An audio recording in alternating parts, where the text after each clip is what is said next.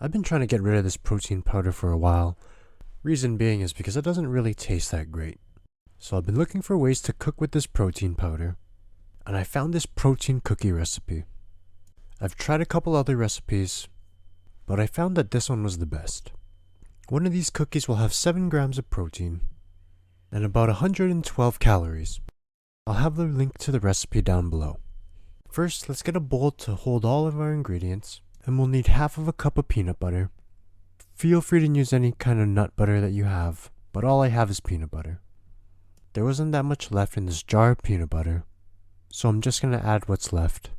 Probably need to add more dry ingredient later just to account for this extra peanut butter.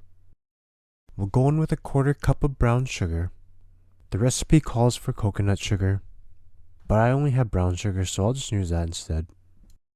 1/4 teaspoon of salt, 1 egg, and 1 egg white. I'll just measure out 1 egg white from this container. Vanilla extract.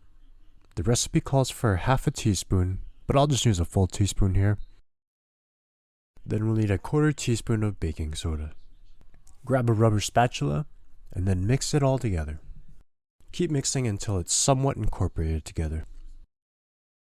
And now we'll need our protein powder. I'm using a vanilla one here. I'm sure it'd be fine with different flavors of protein powder, but I think vanilla is probably the safest bet. And I feel it's the flavor that most people get anyways. We'll need 1/2 cup of protein powder, and we'll start mixing it all together now. Don't worry if it looks too dry. It'll all come together when you start mixing it. The next ingredient we'll need is coconut flour. According to the recipe, it says coconut flour is very unique and we need it for this protein cookie. So it says to use about 2 tablespoons, so I'll throw that in. Mix the coconut flour in. It still looks a little too wet. It's probably because of that extra peanut butter that I added in earlier. And I'll just add a little bit more of the protein powder. If you think your mixture is a little too dry, add in some more protein powder. If you think it needs more moisture, add in another egg or some egg whites or some peanut butter. But whatever you add, just make sure to just do a little bit at a time so you don't mess up the dough. I think if it looks like this, the mixture should be good enough. At this point, I'll add in the chocolate chips now.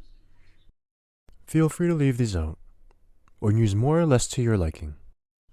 I didn't want too much chocolate chips, so I just used a small handful. We're done with our mixture, and this is what mine looks like.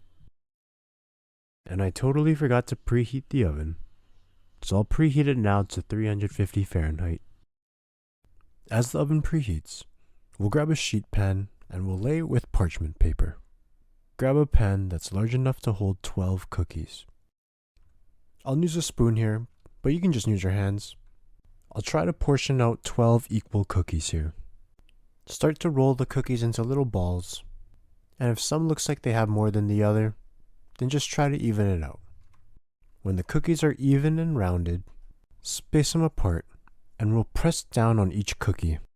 They will rise in the oven, so make sure that there's enough room between each of them. Here's all the cookies here, ready to go. And when you're ready, we'll throw them right into the oven. These won't take long.